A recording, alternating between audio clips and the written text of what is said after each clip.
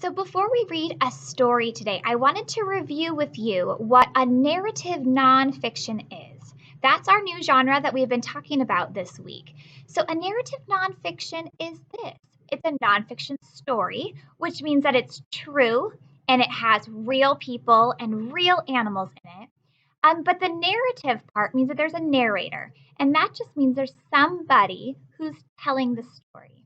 Oftentimes there are pictures, so real photos of people and animals or whatever that story is about. And there's a flow to the story. So it has a beginning and a middle and an end. So as we read this story, I want you to be thinking about that because it's a narrative fiction. Also, our essential question is this: how do we care for animals?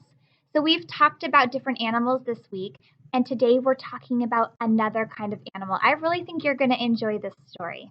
As I read, I want you to create the pictures in your head and then look a little bit further in our lesson in Schoology, and I'm going to post some photos of the real people that this story is about. Okay, so enjoy this story. It's called Lola and Tiva, an unlikely friendship. Okay, so there was a very special place in Kenya in Africa called the Liwa Wildlife Conservancy. So Liwa is a large place where animals roam free and people called rangers watch over them. A young girl named Tiva lived there with her family. Her father worked for Liwa. Everyone at Liwa knew that Tiva had always wanted a puppy, but puppies were not allowed. Instead, the people at Liwa found Tiva a different kind of friend. A young black rhino named Lola. What is rhino short for? A rhinoceros. Oh my goodness. I'm going to show you a picture. How cute. So instead of a puppy, what did she get? A rhino. So a young rhino named Lola. So Lola seemed to work just as well as a puppy for Tiva. Lola and Tiva became best friends. This is their true story. Oh my goodness. Can you imagine having a rhinoceros as your pet? How fun. So Lola was born at Liwa to a mother that was blind. For a couple of days, Lola drank her mother's milk for food and she stayed close by. But when she was strong enough to walk, Lola wandered off to another area of Liwa. Her mother could not see Lola walking away because remember the mommy rhino was blind, which means she couldn't see. So the mother could not see Lola walking away. Without her mother to feed or protect her, Lola was in danger. Lola needed food and could become a meal for a lion or another hungry animal. She could not find her mother, and her blind mother could not find her. The rangers who worked there, the people there, who worked at the Liwa, they searched for Lola. When they found her, they brought her to a safe place that was near Tiva's house. Do you remember Tiva? She's the girl at the beginning of the story. There, Lola would be out of danger, so she'd be safe and she wouldn't be near the lions that could get her and possibly eat her up. Tiva was excited when Lola arrived. How would you feel if you found out that you got to help take care of a baby rhinoceros? I bet you would be excited too. She wanted to take care of Lola. Like any baby, Lola needed many things. So most of all, Lola was hungry and she needed milk. Tiva learned to feed Lola. Lola drank a bottle 5 times a day. Each time, she drank over a gallon. Do you know what a gallon is? When your mom or your grown-up at home goes to the store and comes back with a big jug of milk, it's heavy.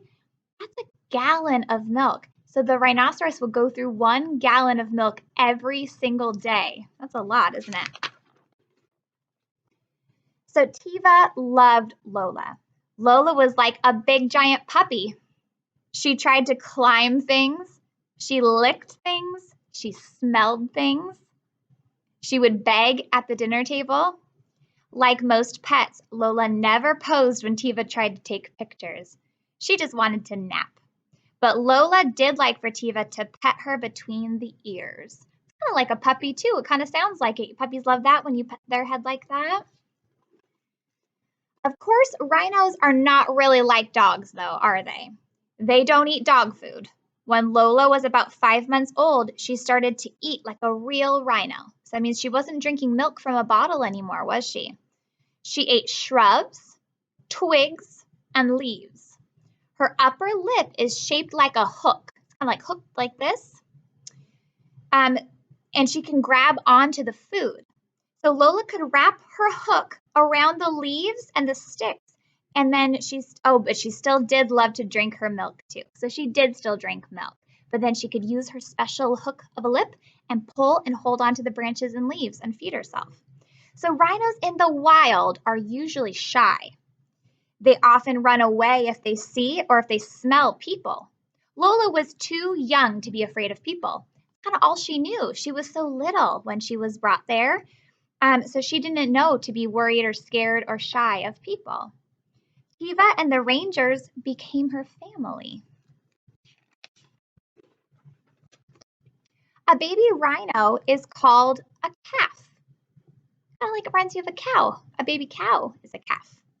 A calf usually stays with its mother for 2 years. The mother watches over her calf. Lola needed somebody to look after her.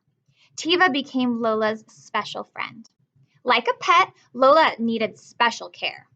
Tiva helped pick bugs off of Lola's body. The bugs could make Lola sick.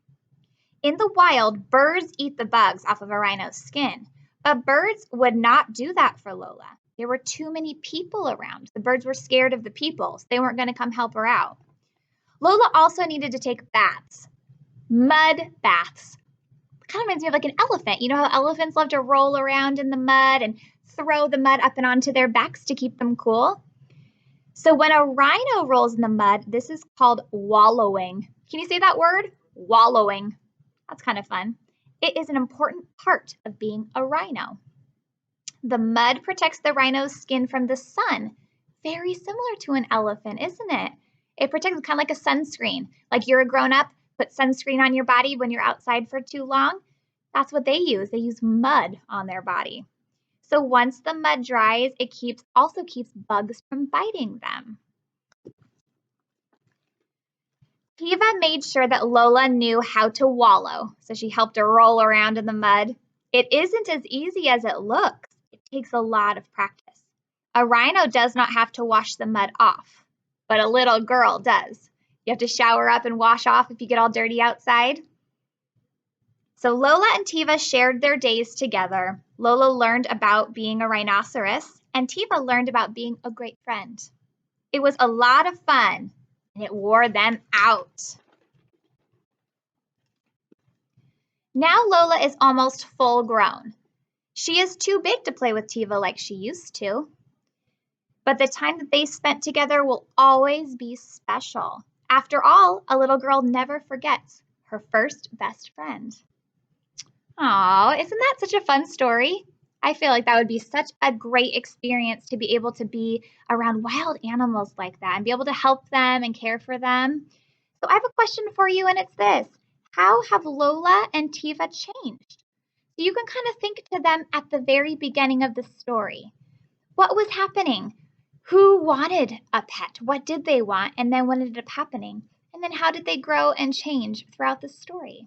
I'll type those questions below as well, but I look forward to reading your responses. Tell me what you enjoyed about the book as well, okay? Have a good day. Bye.